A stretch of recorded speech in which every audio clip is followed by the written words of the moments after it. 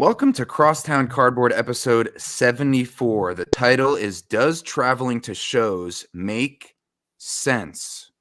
And that's sense as in dollars, because this is all about our financials of setting up as dealers at Culture Collision. And we were trying to come out with 3 episodes in 1 week. That proved to be a big task, but we've rescheduled with Big Ken. That's our guest today. He's at sportscard_lessons. And of course, I'm Carmine at Carmine's Cards. We have Craig at New York City Sports Cards. And we're going to get into, does it really make sense to travel to these shows like all 3 of us set up at recently at Culture Collision?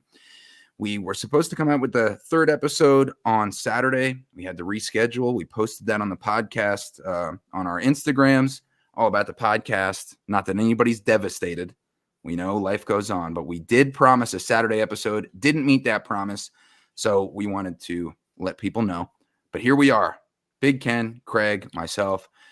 And Craig, how should we introduce our big guest for this episode?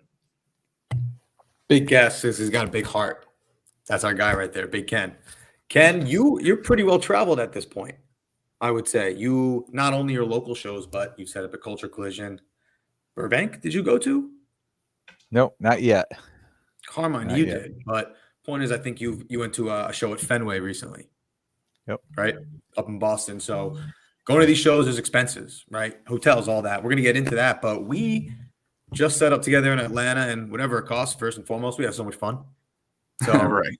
that factors into the cost as well. But Ken, you are one that you prefer to set up as opposed to walk shows. I do. Lately, I've been walking, more shows, but I do, and I like the protection of a table. I like the refuge, to be able to, when the show gets busy, I like to be able to get behind the table, and have that distance between me and the crowd, and put my cards out there. But you noticed when we were set up, when it was slow, I was out, like we all were out running around. But when it gets busy, I want to be at the table. But I do like the setup. I do like to have a table there. I feel like whether I'm buying or selling, I feel like I've paid for my place, at this show. And I see a lot of people that show up and do a lot of side deals and stuff, and I'm not knocking it, because I do the same thing. But I feel myself, when I pay for the table, I feel I paid for my place at the show. Right. So, Big Ken, before we get any further, can you tell Craig and I the nicknames that you have given us in return, please? Well, we're going right to the nicknames. This is what the people want to know. Yeah, well, we got Carmine being the sports broadcaster. He's big news, right? And we got Craig hailing from New York City, right? You say on Long Island, but you are New York City Sports Cards, so we got to call you Big City. And you got Big Ken right here in the middle. That's great. And like you said, Craig, we had so much fun, all setting up together and knowing each other for, at least over a year now, that or a couple of years almost. So it's just great. I mean, you can't pay for that amount of fun. So like you said, that has to be factored in. But Ken, where would you rent? Like, was it worth it for you to go to Culture Collision, travel from, the Northeast to Atlanta and set up as a dealer? Did it turn out to be worth it financially? Well, let's put it this way. When you asked 2 questions in one right there, you said, was it worth it? And then you add the financial part on yes, the back. No, only finance. I'm sorry, I'm big news. I'm already not living up to my nickname.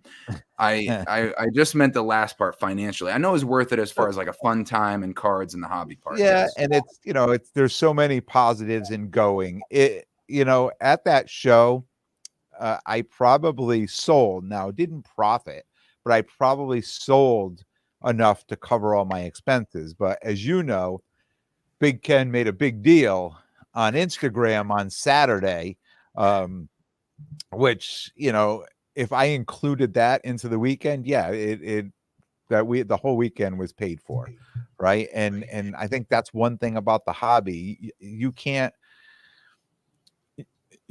judge just by just by a single show. You can't say, well, I went to this Culture Collision show. Was it worth it? Well, who knows? You may have made a contact at Culture Collision that a week later somebody call you and say, hey, you had that card. Like, so you don't know. Like, you can't walk away from a show. And I hear people all the time say, worst show ever. I'm never doing the show again. This was a horrible show. Right. And I shake my head because you can't judge in that if it's a 1-day show and it's 8 hours or 9, you can't judge what happens because the people you meet, the connections you meet.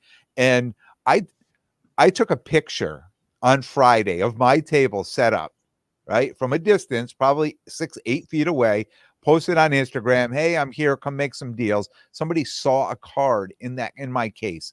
They had to have zoomed in to find that card in my case and contacted me. And Saturday we made a deal. So if you could say, Ken, if you didn't go to Culture Collision, you could have still sold that card and made all that money, but I would have never posted that picture up, and that person saw the picture and at that moment made so there's so many things that go into it. You can't judge. You can't, to me, I just can't value a show at the end of the day when I count my money out and say, was this worth it or not? Down the road, I may be able to say, well, maybe a few of those shows, maybe I don't need to do them again. But other shows, I say I'd do them every weekend if I could. Yeah, you stole my exact thought. And the card you're talking about, by the way, was the employee exclusive PMG of Hulk Hogan. Yep. So, yeah, valid point. Sure, you made the sale on Instagram, but if you weren't set up, like you said, took a picture of your showcase, maybe that sale doesn't happen. Probably doesn't. And I'm saying that, and as I'm sitting here going through it, I almost thought to myself, it's possible somebody walked by and saw the card too and messaged their friend, because we do that a lot, right? You see, like if like I'm a Trinity Rodman person. If you went somewhere and you saw a big tree, you would take a picture of it and send it to me, right? And I may reach straight out to that person. So a lot of that happens at these shows too, right? Somebody comes up, sees a card in your case, they may take a picture. Somebody else may contact you the next day, a week later, it's a few days, you never know. That's the great thing about this hobby. It's like a web, right? And everybody's connected somehow. Yep. Totally. 100%.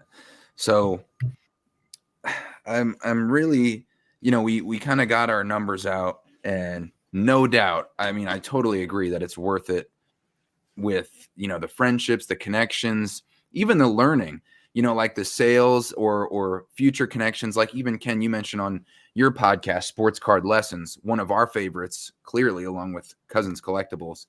But with you mentioning that just by happenstance, the table next to where we were set up had Trinity Rodman, one of your PC, soccer stars. And you walk around, you see all these cards in one room that it's not like you got to go through people's Instagram stories and hope that it's like a conveyor belt of, cards that you can quickly see. Okay, I like that. I don't like that. Like, would I have picked up the Macaulay Culkin and Joe Pesci dual auto if I didn't just see it in that case and know I had an opportunity to trade for it? So like the reshuffling of your inventory or your PC, there's a million. I don't even know if you can measure how many more opportunities there are to make deals, find new interests, find cool cards at a show compared to not attending shows like that. Yeah. And then don't forget the trade night. Right. Then you go to trade nights and there's all these other deals happening in a hotel lobby at, for me at 10 o'clock at night, but for you at 3:30 in the morning, Yeah. And you can just approach somebody like I was mentioning, Merle World Cards with, good buddies with Dan, the great curator. Where else am I going to get the opportunity to say, hey, I heard the great curator talking about on Cousins Collectibles how he got you into photos, and then you kind of took that and ran with it with these type 1 photos. And can you break down for me the differences with the types of photos, why some are worth more, how old they are? we talked for like 45 minutes and he basically schooled me on the whole tangent niche of photos that I had no idea about, really at all. I knew type 1 was the oldest, and the most desirable, but other than that, I couldn't tell you anything else. And I got to get that education, that learning part of being worth it to travel to a big show like that, when that would have been an impossible scenario otherwise. So, yeah. And I think just being out there and having your finger on the pulse of what's going on, like, you get it. We all know, like, people will start coming up to the table and asking for the same player. Like, all of a sudden you start to see that at shows, like people asking for certain players or asking for certain things, or see people picking up a lot of the same stuff. And I start to say, okay, little light bulbs are going off. I see what's going on. Like a player that is starting to get hot, or people are starting to ask about. Like, we always say, if somebody says start collecting somebody, it's too late, right? So this is where, like, I start to get a lot of these ideas, because I'm just listening to what other people are saying, and I'm listening to what they're asking for, and I don't think you get that kind of insider information by being on Instagram and Facebook and things like that. I really think you need to be at the shows, talking with people and interacting with people to get that kind of information. Yeah. Human capital, as we always talk about. Human capital. Ken, So, Craig, yeah, go on. no, I was just curious what your numbers are as far as like your cost, your travel, because you guys had to fly to Culture Collision, and I got to drive 2.5 hours. So that's also a difference, flying real far to a destination show, traveling a decent amount, and then traveling next door 15 minutes down the road. I'm probably not the best example for Culture Collision, because flights were paid for with points. And my father-in-law lives in Atlanta, so I had a place to stay. But even so, I accounted for flights. No, sorry, not flights, because flights was points. Table fee, had to buy the showcase, Ubers here and there, and even so, we're talking $353. Yeah, wow. So factor in, if there was hotel for a couple nights and flights, we're talking probably another $500, so $700-800. You factor that in, is that worth it for you? And I think I like talking about the numbers, and the fact that we talk about the numbers on here actually came back to bite me in the ass on the deal today, which we have to talk about. We have to mention on the end of the show. Are you going to start censoring yourself now? I don't know. I'm true to myself, so that's always the thing you have to worry about. You start talking about your numbers, and then you try to make a deal, and people are like, the listeners are like, no, I know you only paid $200 for that card, and you're like, oh boy, here we go. It was a good story, but we'll save that for later. But anyway, you consider if I had to pay for those things, right? Yeah. $800 all in. Oof.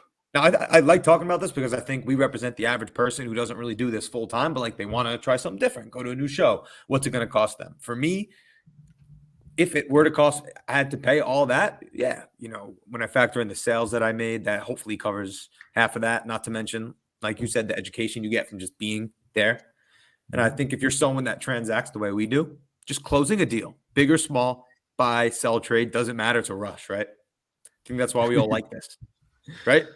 Right. Yeah. No, The fact that you are agreeing on a financial cost with another stranger and you're connecting over something like is pretty cool. And the fact that I was able to close 28 deals in 2 days, that's a lot of, excitement. So yeah, easily worth the cost for me. And we got to see Luka drop 73. Yes, that was definitely worth the cost of, what was that, $45? Yeah, that's what I'm saying. That was our cheapest thing all show. That was cheaper than a big steak dinner with Big Ken. I'll tell you that much. Well, what did that run us, Kenny, a piece? Like 75, 85, 100? Yeah. Probably with tip around 100 each. Yeah, well, it was worth it. Yeah. And I had that for breakfast the next day. These are the things too that we don't talk about going to shows, because you want to go to the bar and have a couple drinks, right?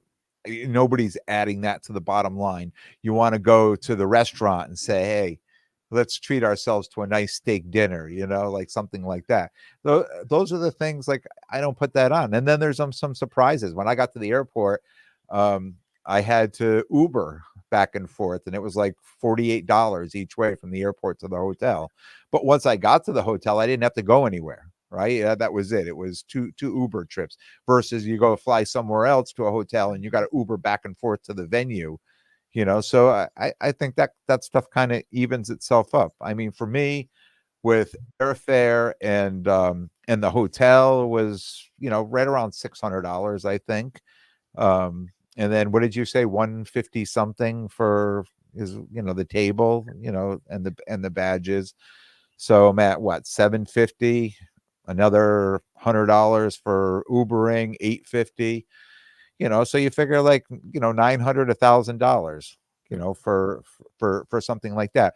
Now, if this was truly, and I'm going to say truly a business, and it is a business for all intent and purposes, but if we were really looking, at the bottom lines to this, you would say, look, every card I sold, I mean, I've seen that notebook in your pen there. I see you writing, and I know when you're selling cards, you're writing, this is what I paid for them. This is, so when you're selling a card, yeah. So say you sell a card for $50, you have to go in and figure out, was $12 my profit on that, was $14. And if you sell a card for 300, was, what was my profit on that? $30, right? Something like that. Well, that's what you would have to calculate your profit from those cards, and that would have to equal up to the $1,200 or $1,300. So you really need to be selling an awful lot of cards, or some big cards with a lot of room, with a lot of profit built into it. So now we say, okay, for me, there's an entertainment expense, right? So Right. I do things that I don't say I'm going to take that out, because it's like when I go to a movie, right? I go to the movie theater and I have some popcorn and I watch a movie. I leave. I don't say like I left with nothing. This was a terrible thing. No, I mean, I paid for that entertainment. And that's the same with going to a show. Some of this is in entertainment purposes. Like, I love the hobby and I love going there, but I kind of like traveling too. So I got to go to Atlanta. I'd never been to Atlanta before. So I got to go there. I got to meet people that I knew were going to be there that said, hey, I'm going to come see you, and other people who just came to the table. So that's a whole entertainment part of it too. So I will never sit there with my pen and paper and say, yes, I profited from this and I didn't. I like to go to these shows and I'm selling cards, right? And the money just keeps dropping back in. I just keep rotating it back into the hobby, whether it's into my PC or it's more inventory. Lately I've been doing some trading and getting some cards and some cash for a bigger card, like just things like that. Just, making different moves in the hobby. And it's working. I'm never reaching into my pocket, to say, oh, I need to fund something because there's hobby money available for that. But on the other hand, I'm also reaching in my pocket because I'm putting out more for some entertainment. If I'm going out for a nice meal, I would do that at home. I would do that Saturday night at home. I would go out for a nice steak dinner, right? So why am I going to put that on the trip? Like, I need to make this money back from out of cards. No, I don't, because I would be doing that anyways, whether I'm on the road hobbying or I'm home, here at home. Well said. Listen, going to a card show is like going on vacation. Listen, I love going to the beach more than anyone. Nothing I'd rather be on like a island somewhere with my wife on the beach. But what is a vacation? At the end of the day, it's an escape from reality, right?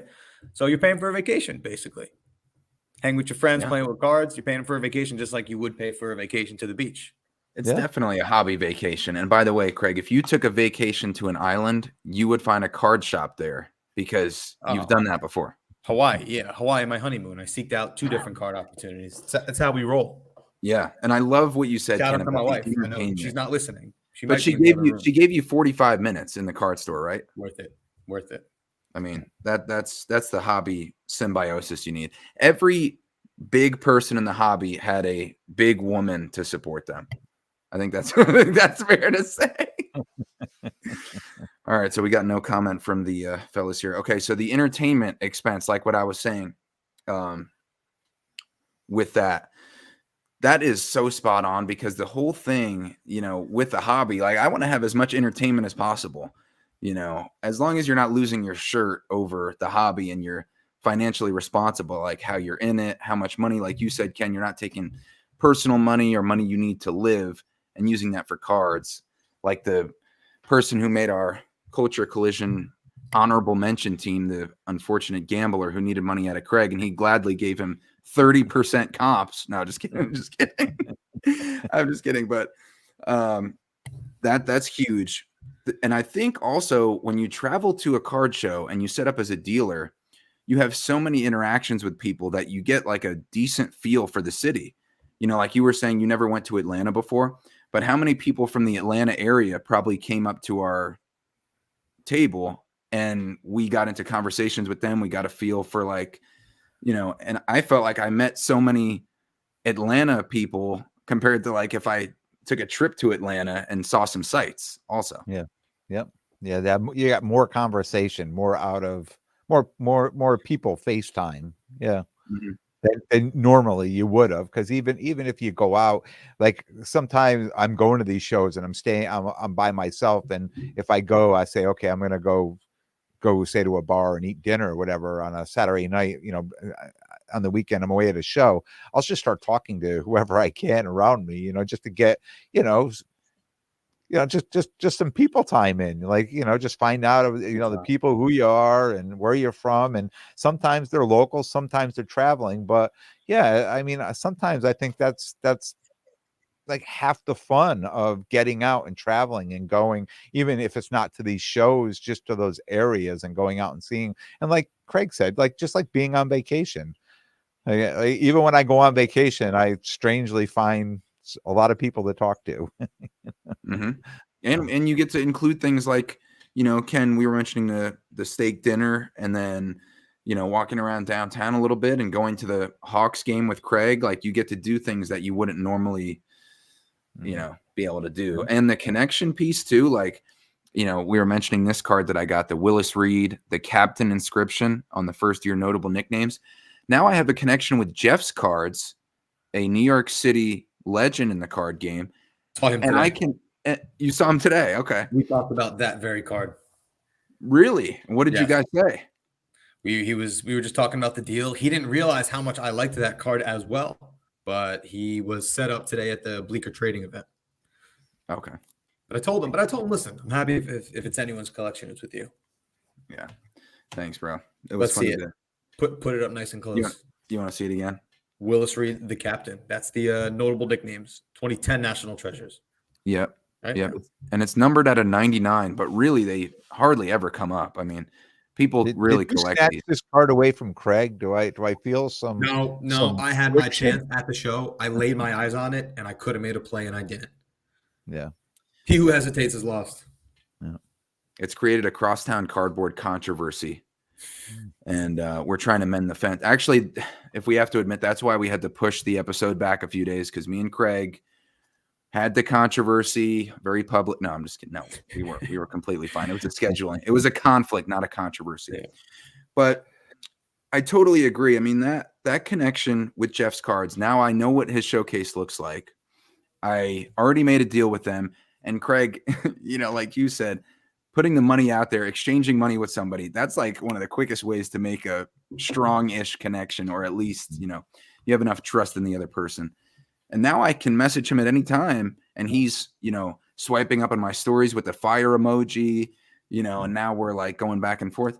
And I know he has cool stuff. So just finding, I mean, literally that one person that now I can go to and say, like, what do you have, or do you still have this? Because I was interested in a few of his other cards.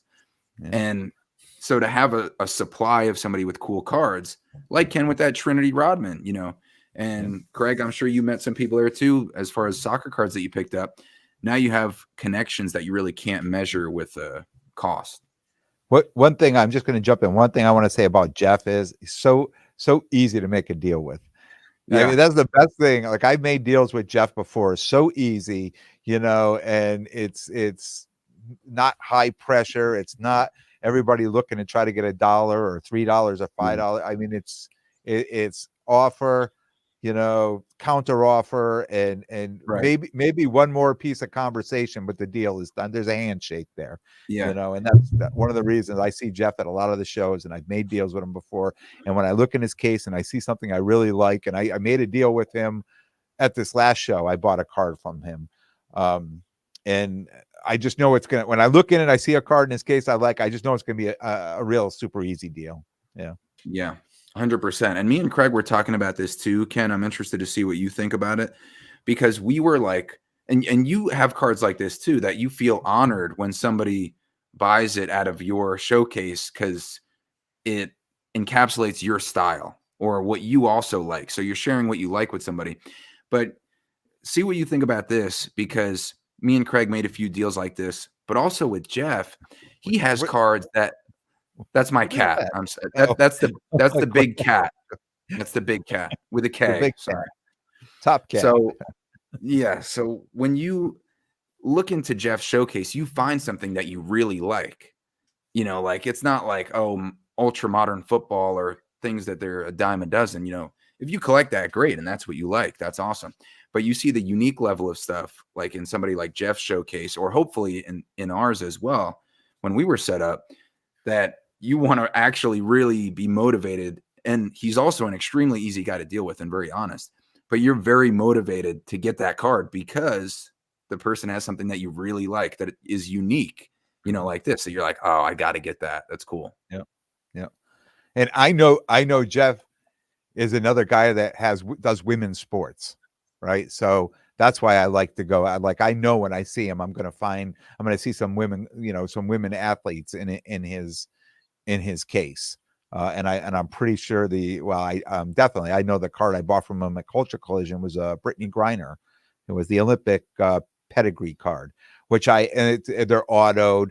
Now they're numbered to 25, and I probably have 8 of them already because I keep finding them at different shows. It's one of those things, I just keep finding them and sending them off to grading, right? So maybe I probably own, close to half of those cards out there. Maybe it's saying that people just don't want them, but I'm excited to own those, right? So, and I know, I bought some women's soccer cards from him too. So I just know he has, for someone like me who I PC a lot of the women's stuff, he's just a guy that when I see him, I get excited. I want to see what he's got in his case. And then he's got all that pop culture stuff too, which is kind of cool. So, and I think that's what you're getting at. And I'm just confirming that is he's got such a great variety of stuff. And if you're into that kind of stuff, yeah, it's always fun to window shop.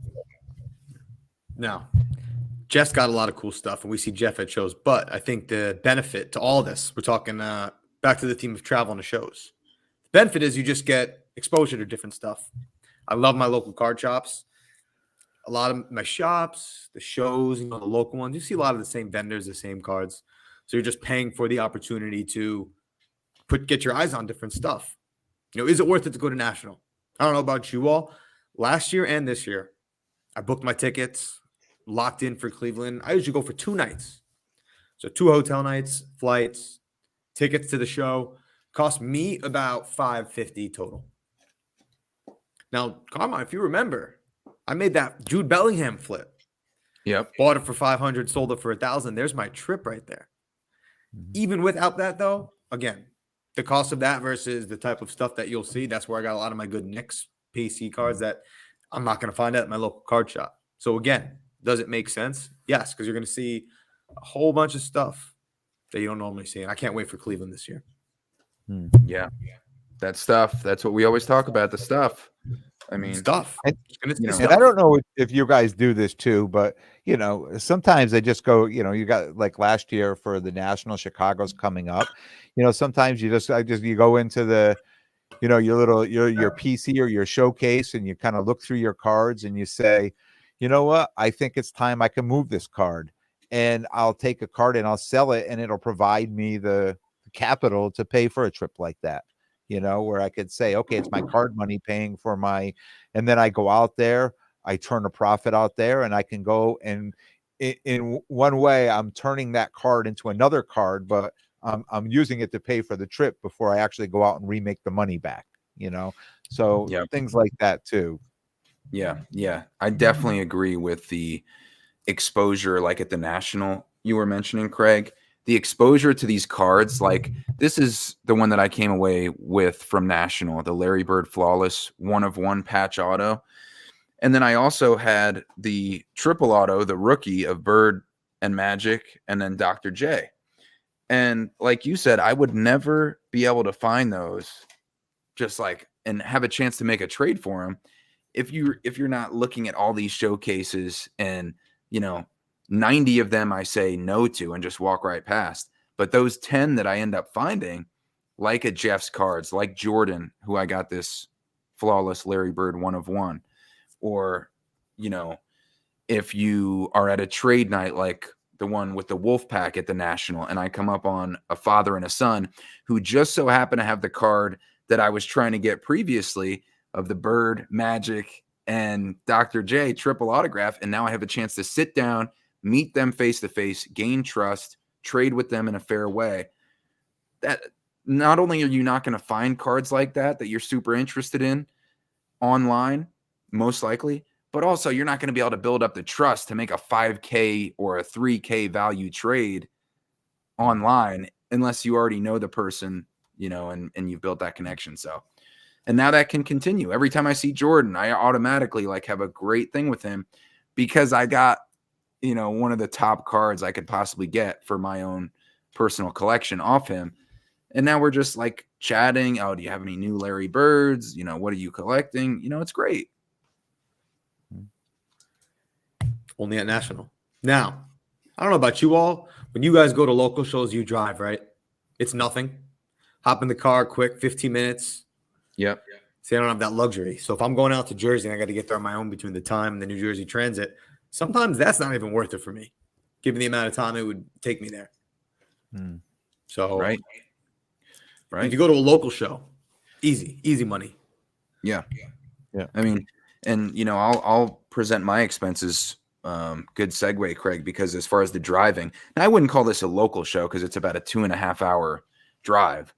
And I'm not factoring the ticket I got on the drive, which was obviously my own fault, trying to be honest here for the podcast listeners, because this is real life stuff. I'm going to expense that though to the Crosstown Cardboard account. So, Craig, if you have $90, hopefully you can go 50-50, but I didn't count that into my expenses to get there.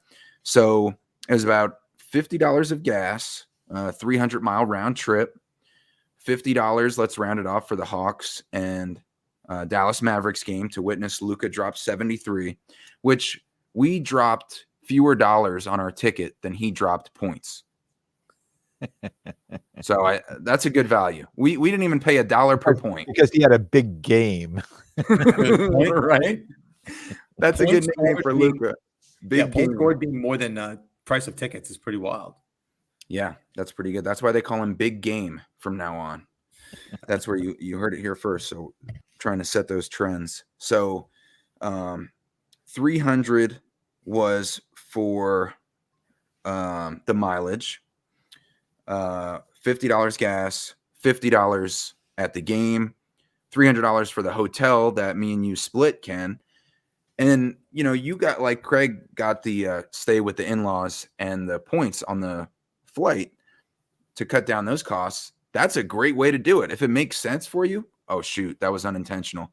But if it makes sense, take those benefits, or if you're traveling, go stay with the family. I mean, that would be a great way, if you haven't traveled to a show, to go to a show, is if you can stay with the family.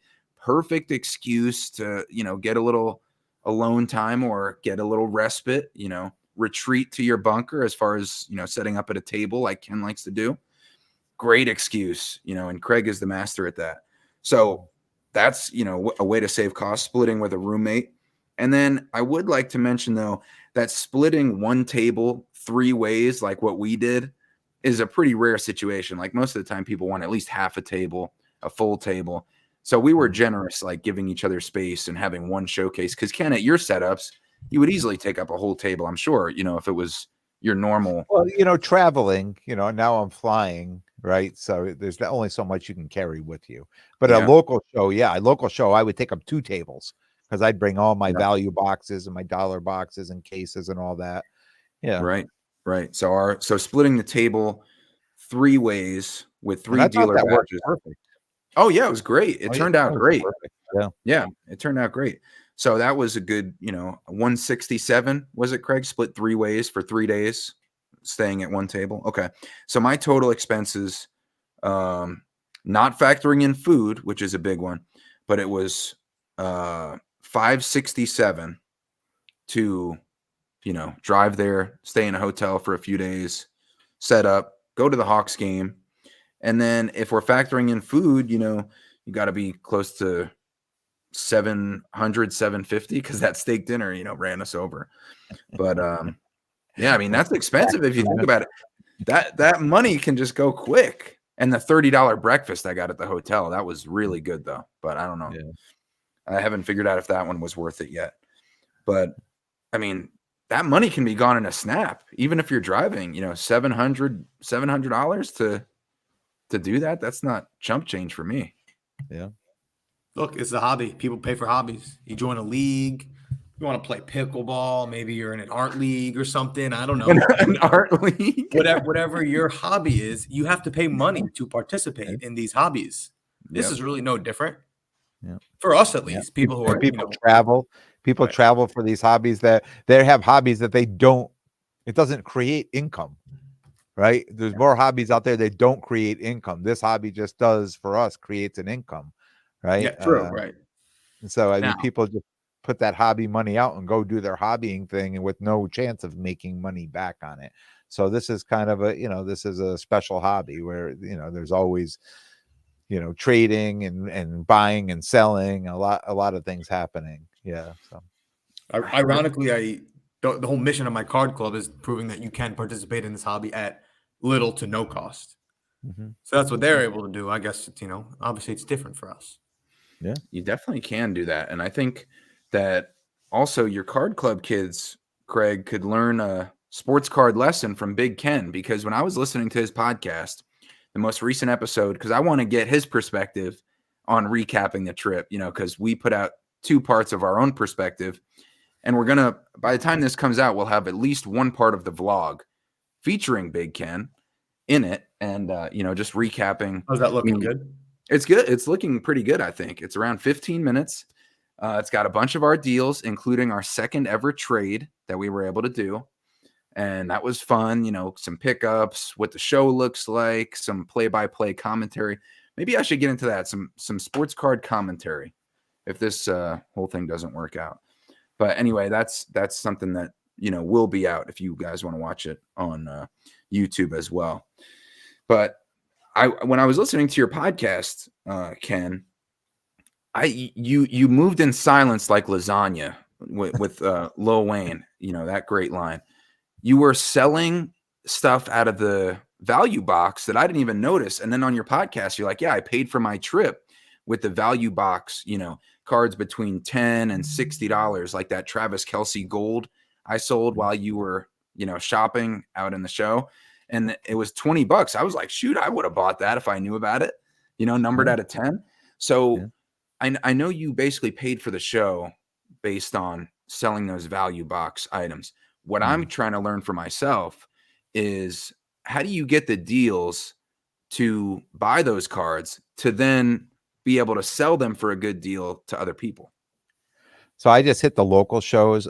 Some of it's ripping. Some of those I've ripped out of boxes, but most of them just came from local shows, and I just buy them in a bunch, right? I'll go up and, a lot of the local shows, they have an 8-foot table, and they have those single cards laid out over the table. So I'll pick up 10, 12, 15 cards and just make a deal on them, right? And then I'll go through and I'll truly comp them, because I kind of know what the values are, and I know what people want. I mean, they want quarterbacks, and if you remember, most of those cards there were the Stroud and the Richardson and the Levis, Will Levis. It's what people were looking for at the show. And these cards, are selling for $40, $50, $60, and then when it got down to the end, there were the $3, the $5, the $10, the $20, like a $20 Kelce, things like that. But, some of those cards, like, I know it would make sense on those cards to send them out and grade. But we're pointing because you just made sense, Ken. That's why. Yeah, I made sense. But if I don't sell them now at $40, $50, or $60, as the market becomes so saturated with those cards, which it already has, because I was at a show today and somebody was selling these cards at $10, $20, $30. And then I kind of pulled my phone out and I'm realizing, yeah, they just on a lot of these cards, like the prices are dropping because the market is so saturated with them. So it would make sense to be grading, to send. And I know a lot of people are sending those out. I'm sending the higher ones out, but the lower end ones, it makes no sense to grade them, because if I can sell them and turn the profit now, and some of them I'm doubling up on the cards, Right. so it definitely. And when I said I covered it, it was kind of what I said here. I sold enough of those cards to pay, but if you went to how much profit I had on each one, it wasn't enough, but I had enough. I generated enough income from the show that covered all my expenses. Okay. Yeah. So, Can you track everything? Can you track Yeah, everything like your right here. buys and stuff? Okay. Yeah. I got you. You don't actually write it down with all the cards you have, Ken? You know what? I believe it or not, I was keeping a lot of notes, and I have a good woman at home here who created nice spreadsheets for me and everything. And Okay, nice. I don't have that many cards now, but I do, as talked about, have 180 cards out at PSA. So when Wow. those cards come back, I'll have a spreadsheet on those to start calculating, what how that worked out. I That's a did big it last year. Last year when I got ready for the national, I just spent from December, January, February, March, and just a little bit of April just buying up football, PSA 10 football, right? And then I marked them all, what I paid for them. I pulled the marker out and I just wrote them all and I threw them all in the safe. I just left them there. And then I pulled them all out in July and I changed out their little covers on it and brought them all to the national. And I figured out at that point, this was up 30%, this was up 15%, this was down 5%, this didn't go anywhere, like that type of thing. And realistically selling, right, where are you selling? Most stuff that nobody's coming up to the table and say, oh, you want $100? Yeah, here's $100. I want the card, because that was that was the comp, right? If it's 100, you're getting $80 for the card, right? It just seems like that seems to be the norm these days. It's so you can't say, oh, like I bought the card for this and this is the current comp on it. Well, you're not going to get the current comp. It's going to be underneath. So there's a lot of in between on there too. And that's the stuff that drives me crazy. That's the stuff that you got to keep crossing things out and add, and I'm like, if it's working, just don't try to fix it. Just let it keep going. Yeah, that's a great point. I mean, some people talk about buying a card and putting it away. You literally put it away in a safe and like a lock, and let it hibernate for a while. But I think I'm trying to follow in your footsteps with that, picking up.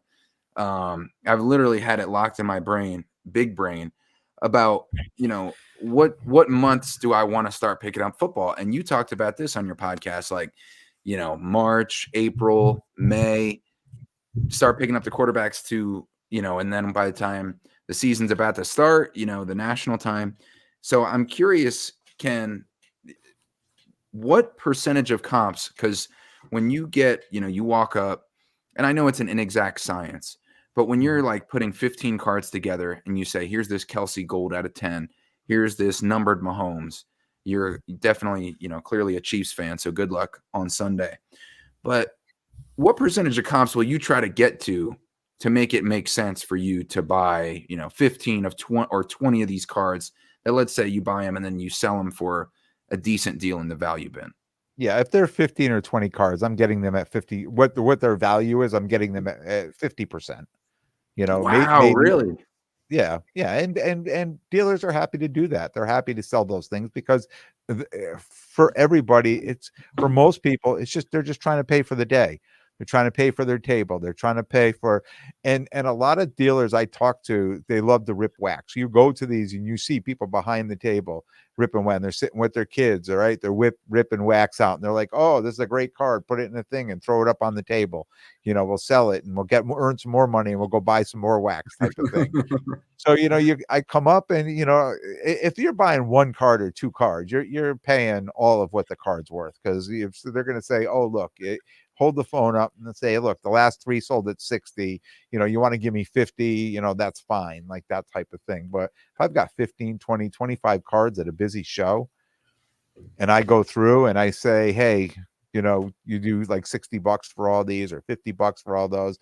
9 out of 10 times they'll look through them and say yes, or they'll say, they'll come back $10 more or $15 more, and I'm fine with that, because I know these Yeah. are cards that I can go put on my table and sell, and not getting rich on it, right? But it's just making, keep turning the cases over and the boxes over, so it's fresh inventory, because that's really, at the end of the day, if you're setting up as much as I am, you need fresh inventory, because if somebody comes up, there were times early on when I was setting up and people would come up and they would look in the case and they look at me and they'd be like, "Oh, you were at Laz's show last week, right?" I'd be like, "Yeah." How did they know? They looked at my case and they saw the same cards.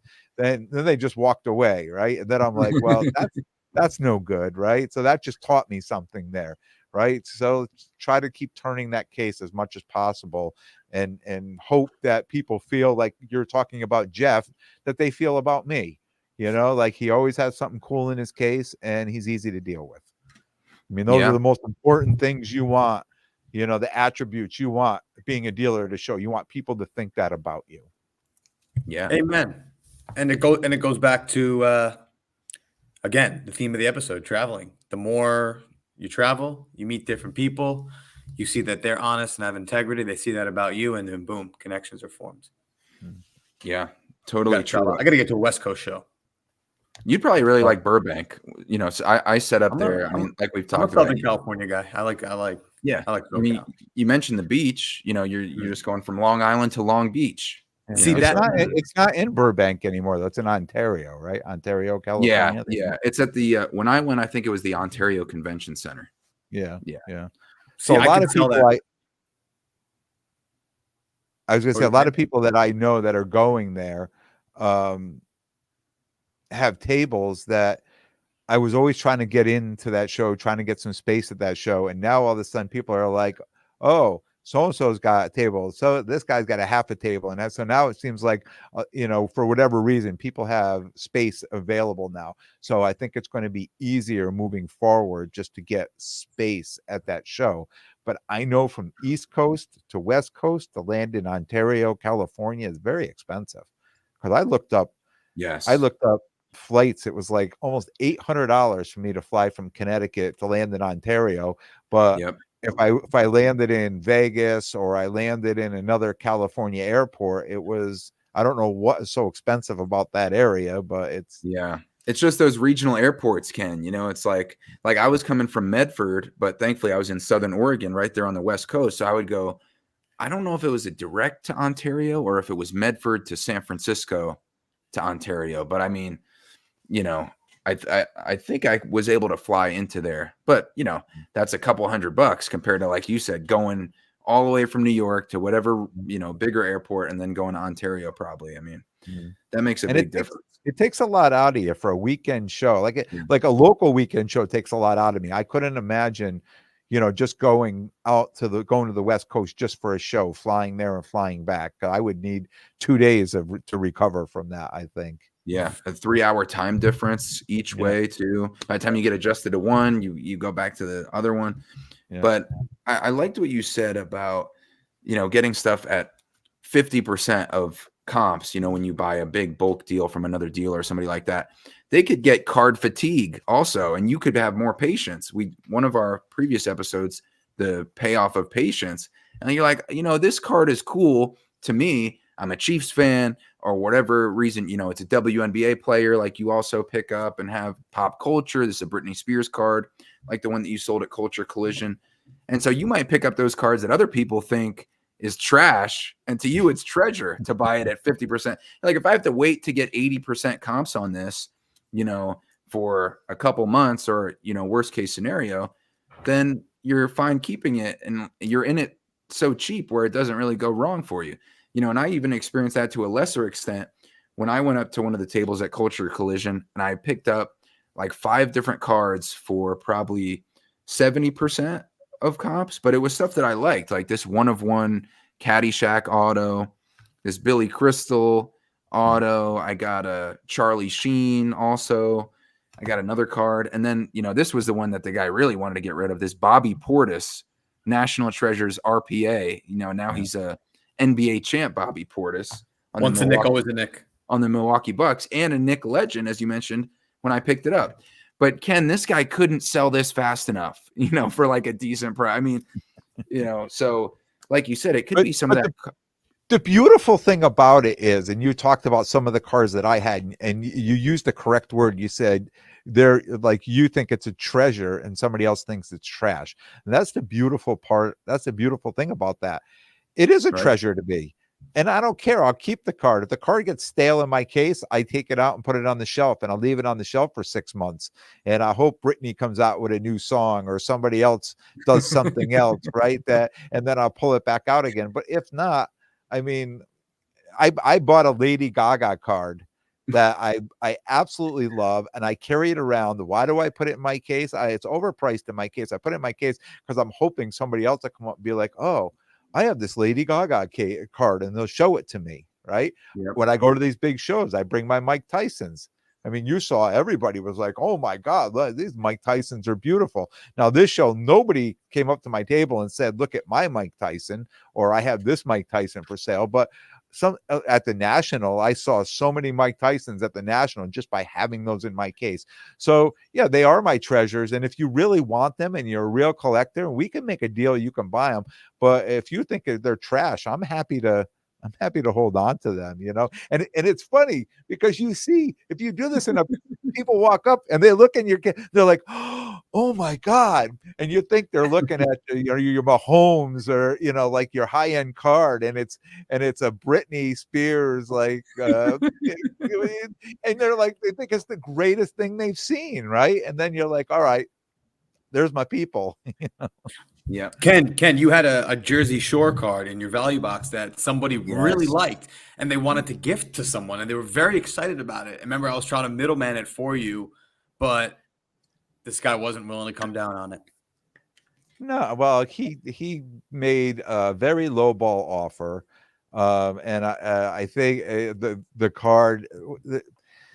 I don't know what the pop. It's a very low because the card is only numbered to 76. The boxes are from 2011, and the card is pretty rare and especially Jersey Shore. They're still making seasons on TV. Crazy, right? Crazy that's happening. And he wanted to pay me like $40 for the card that I graded. Right, that was like, and I'm like, you know what? I'd rather keep the card than the $40. Yeah, there's a threshold where you'd rather keep it than sure. I get it. Yeah. Not like that basketball card that the guy couldn't sell fast enough, right? Yeah. Well, Britney Spears and Bobby Portis, different level of popularity. But you know what I'm picturing, Craig? I'm picturing Ken like listening to the radio, and he's like, Britney Spears obviously an established, person. But if she comes out with a new single, and her value starts to rise, I'm picturing Ken, oops, she did it again. Nice. No, just kidding. No, but this stuff is great. With the hand on my ear too. That's Sorry, that's the big news pose. I messed that up. But no, it's great. It's great to and also our friendship is one of the things that, is something you can't really value about traveling to a show. I mean, get to room together, go eat dinner. It's like a summer camp, with your buddies.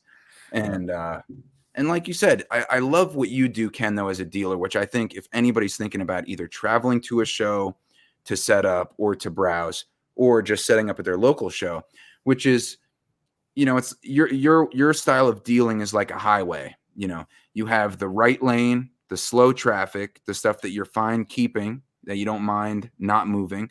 You have the middle, which is like the medium stuff that might move, it might not. And then you have the fast lane, the ultra modern quarterbacks, that you move in and out. So you got the 3 lanes of the highway while you're being a dealer. Is that something that you think about consciously, or is it just like, I'm kind of collecting, like the Mike Tyson that I sold to you, that became like a collection thing. Is that something you think about as far as I want some slow moving stuff and some fast moving stuff, or does that just happen based on collecting and being a dealer? It just comes from experience. It comes from saying all I wanted was cases, and if I didn't sell any graded cards, then I didn't make any money for the day. But then I watched the people to the left of me and to the right to me, and some of them had value boxes, and some of them. Then I started seeing, what do they have in their case, and let me try that. Let me try emulating, and what works for them, it's not going to work for me. But if I can keep figuring it out and changing it up a little bit, I've gotten to a point where I figured out, I know my value, call them value boxes, but it's the lower end stuff, the stuff that's not in the case, that I can pump those out, and it puts immediate cash in my pocket, right? It pays for the table, pays for lunch, pays for gas, and all that stuff. And then I've got the stuff that it's a little bit more, right? So now I have to do some those are a harder sale. And then you've got stuff that are even harder, that it's more of specialty, that somebody, and we talked about this, like all these people could walk around this show, and maybe one person in this whole show would be interested in this specific special card, right? But I still put them in there because I like it. It's part of me. It's part of my history. It's part of what I like to do. And I could have a conversation with somebody over it. And I'm really hoping that somebody will say, I really want that card to finish my set, and I would feel great about it. I'd say, here, I'm happy to sell it to you as a collector, because it's not a card somebody's just going to buy to flip. Or they're going to say, I have one like it. If you want, I'll sell it to you. And now I've got two of them. Right. Yeah. And man, we could talk for forever, probably, with the three of us, which I loved our conversations, which we obviously won't share here, but in the hotel room, about the origin of Big Ken. This guy, Ken. This is what I'm talking about. Ken, you're a G, bro. I said you're the G, bro. You're the coolest guy in the room. I didn't mean to scare you, boys. Yeah, after that, I made sure his name was capitalized, B and K, every time, we were talking. Hey, I was listening to the last two episodes you guys put out, with your honorable mention, and the people that and Carmine. I was disappointed. What about happened? our kid? What about our kid from Trade Night with the bleacher hat and the curly hair, sit like the Don, sitting on the end of the table? That guy. See, you had more of an experience with the Big Don than I did. Because I just kind of heard about him, but tell a story about the Big Don, because he's on your all culture collision first team. Oh, all culture collision first team. And the older you get, it's harder to determine how old people are, right? But how old would you think? Because I'm thinking to myself, he was probably 12 to 15 years old. I would say 12 or 13, I would say. Yeah. So he's sitting at Trade Night. He's got a table on the end, right? And he's got some cards out, but there's a whole line of people. And somebody had said to me that I knew, and said, oh, that kid over there has got an Anthony Richardson auto, over there. So I wanted to go over. So I'm standing behind him. I'm looking over his shoulder at the cards on the table, looking for this. And there's a line of people, and some guy's like, there's a line. He tells me there's a line. And I'm like, what? He says, yeah, we got to get in line. And I'm like, I have no idea what you're saying. Like, why would I go get in line? He goes, are you selling him cards? And I'm like, no. He's like, oh, okay, you're all set. And the kid's like sitting back. He's like, what you got? And he's looking, he's like, what do you want for this? He goes, nah. He's like, next. I'm like, oh my God, this kid's my hero. And we talk about like these kids learning these skills, the negotiation and the people skills and all that, and the value of money and making money. And I'm telling you what, the skills this kid had right there, he's going to be running a big corporation someday. He was waving people off like, get this crap out of here. Like, who's buying that stuff? It sounds like this kid had hobby henchmen at his side. How was he? What, Craig has a lot more questions than answers right now. Yes. So a 12 to 15-year-old, curly hair, wearing a bleacher hat, just bossing people around, and everyone was just going to him to sell cards. I need to know. We're bringing the cards up to sell them cards. So it was an honor to sell this kid cards. Yeah, Chuck, Big Chuck. Yes. Right. You go to the show, Big Chuck. He's always got 4 or 5 people waiting to sell him some cards. Sure. That's what it reminded me of. Well, The same it sounds thing. like this kid's a little more cutthroat. Chuck is more welcoming and warming. So I said to him, I cut the line. Look at you. And Wow, I that's said risky. to the kid, I Did said, you get did you get stopped and frisked? I mean, with the security. somebody said you got an Anthony Richardson auto over here. And he's like, yeah. He pulled it out. As he's handing it to me, he said, it's way off centered and it looks like shit. I'm like, What? oh, okay. Well, it was so dim in there in that trade night. Like you could Yeah. hardly see anything to begin with. I kind of looked at the card. I wouldn't even have known it was off center. I mean, I probably would have inspected it at the price he was asking, a little better, but I passed it back to him. I said, yeah, I'm probably all set. But I got a chuckle out of it. I mean, I like to see these kids, the entrepreneurs, it's good. It's nice to see.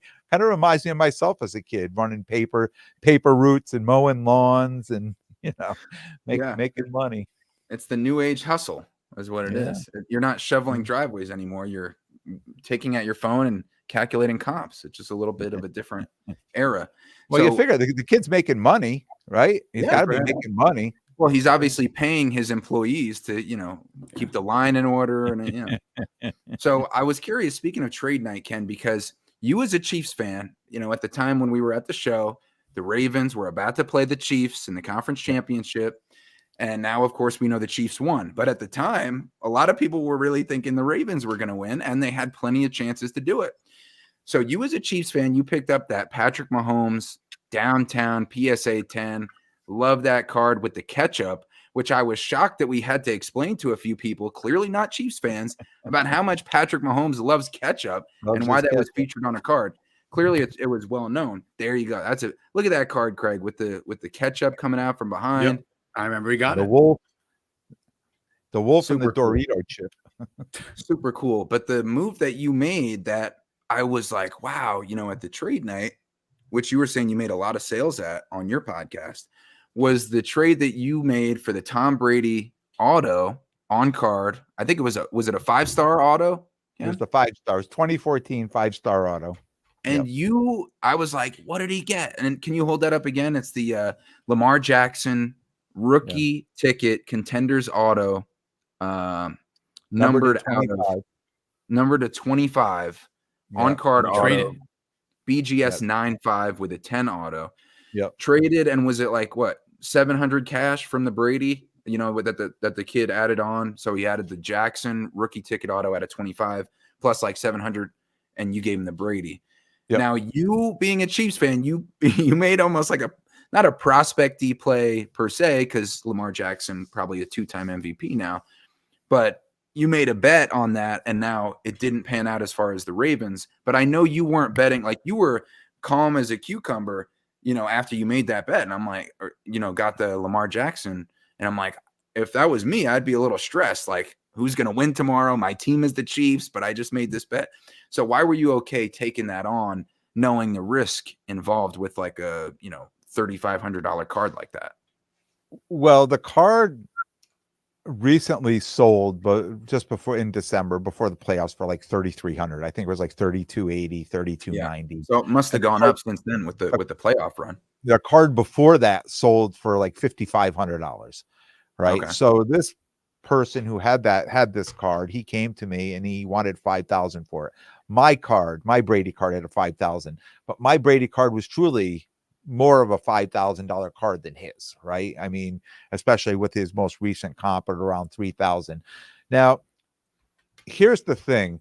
The Brady card, I bought that, I traded with cash, and I get into that card very good. That was a card I got into that very well.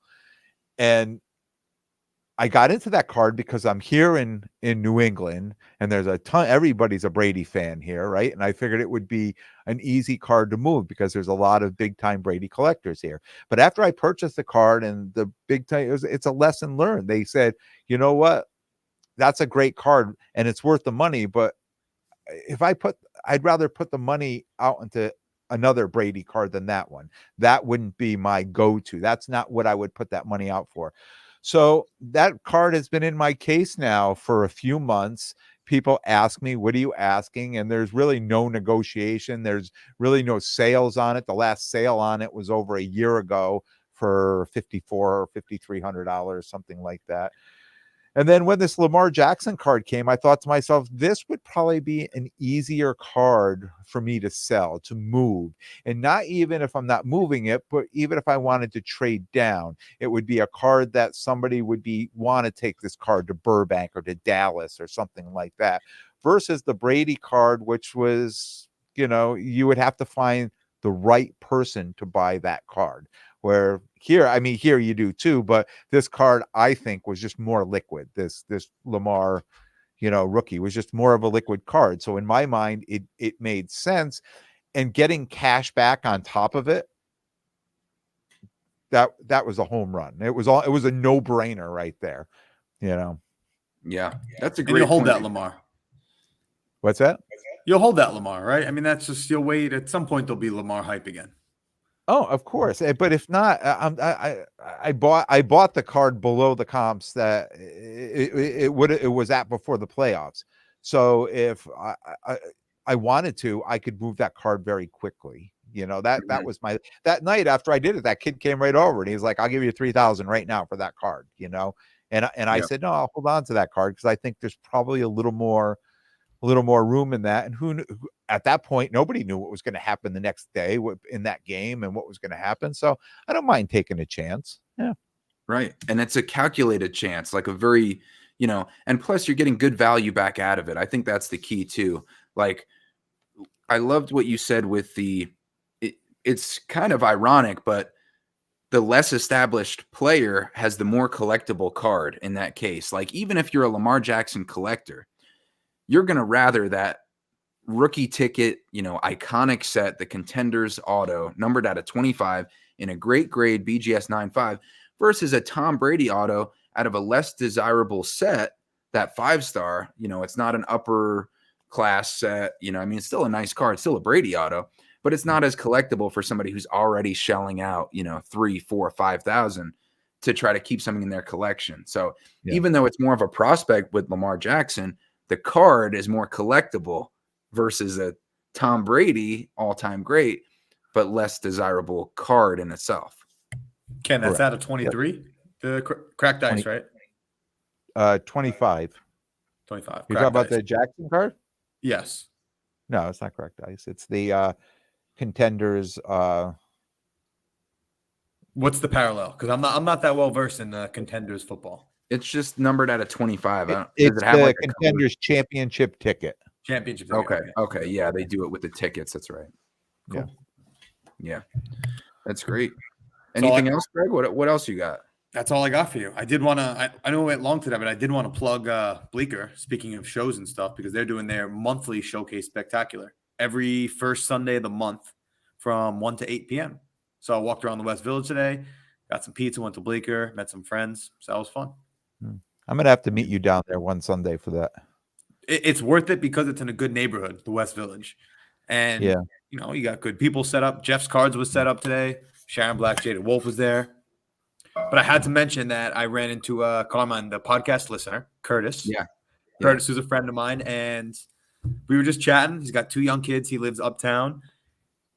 He was interested in my son, Mosaic PSA 10. Not my I don't have a son. My Mosaic Hunman's son. He's a Tottenham forward, gold Mosaic PSA 10, and he was interested in the card. But he referenced today when I saw him, met him for the first time, that he heard me say to you what I was into it for and what I thought I can get for it. Yeah. And he wasn't feeling the price. So I shouldn't maybe reveal too much. But I got to shout out Curtis. He was there with his 2 kids, which was great.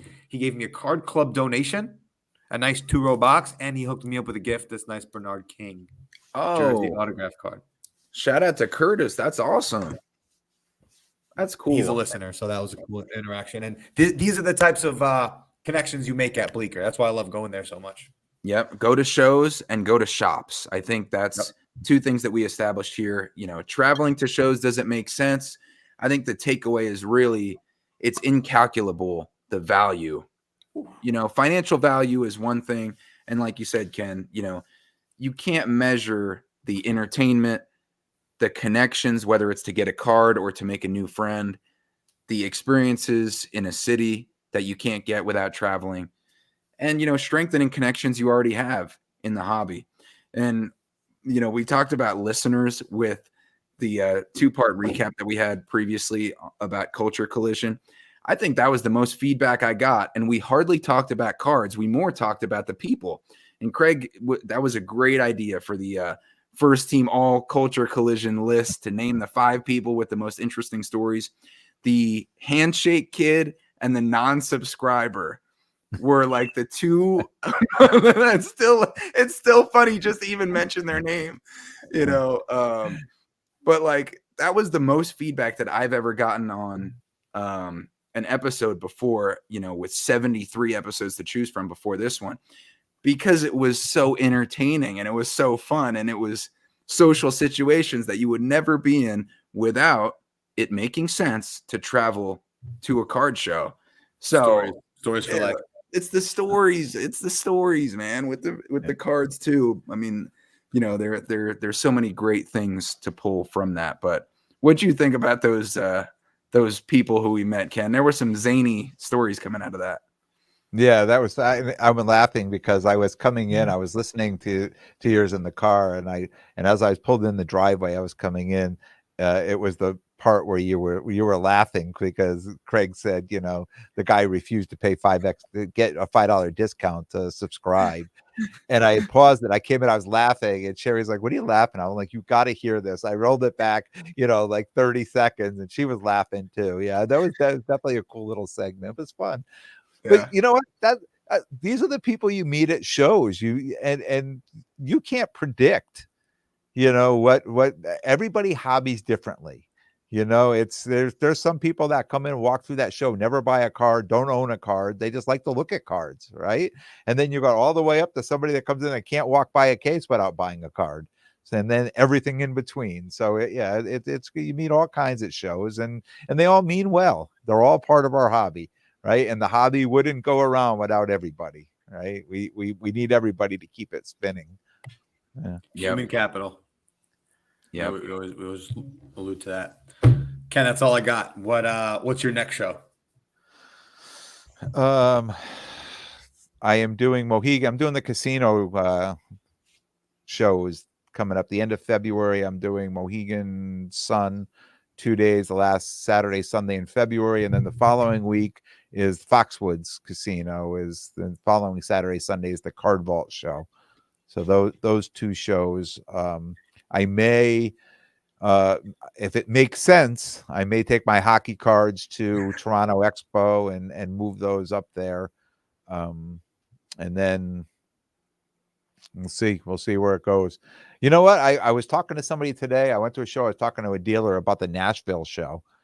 And I think that may be the next show I might want to travel to. And I think that's pretty close to you, isn't it, Carmine? You could get there. That's not too far away. I think actually when I was taking the Penske truck out here, we stayed in Nashville. And you know what would be fun, Ken, is if we did go to that, we'd have to incorporate some of the extracurricular experiences.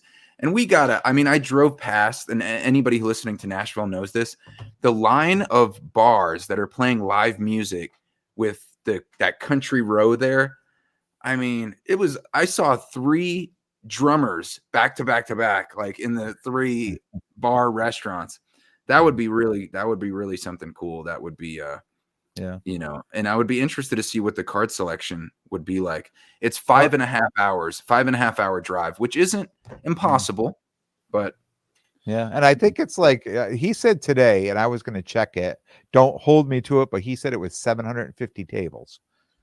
So wow, that seems like an awful big show to not go to at least once. Yeah. True. And maybe even get a table. Okay. Well, we'll have to talk about that after this one. Yeah. But Ken, thanks for hanging out with us here and hanging out with us. More importantly, in real life, hanging out with us. Those are I do have to say this, and I appreciate you guys because you guys know I have kids that are your age, but when I'm hanging out with you guys, you don't make me feel like I'm somebody's father, right? You make me feel like I'm just part of the group, and I truly appreciate that. Yeah. Of course, Ken. And also, Yeah, when you're you a guy. tell us stories about your old days being big, Ken, you put us in line immediately. You know, we know where we Hard know for that life. we're the ones in line, and you're the little kid saying next. You know, Yeah, we know yeah, where yeah. we know where we stand. But no, that was great. I mean, really, I think we talked a lot about, you know, traveling to shows, the cost, and that there is no cost, you know, for the value that you get personally. But to have you drop knowledge as somebody who sets up as a dealer so often, I think was really, really cool, and, you know, hopefully meaningful and valuable to anybody tuning in. Peace. Peace.